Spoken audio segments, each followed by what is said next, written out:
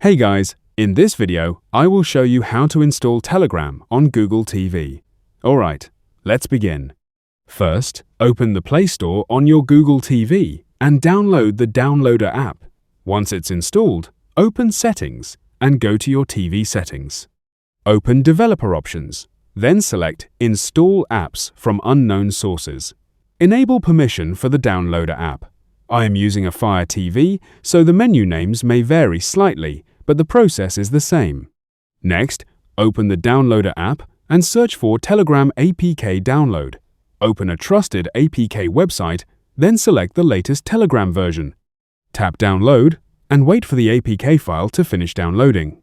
Then select Install and wait for the installation to finish. After it's installed, tap Done. You can now launch Telegram from your App section and sign in with your account to start using it on your Google TV. That's it for this video. Thanks.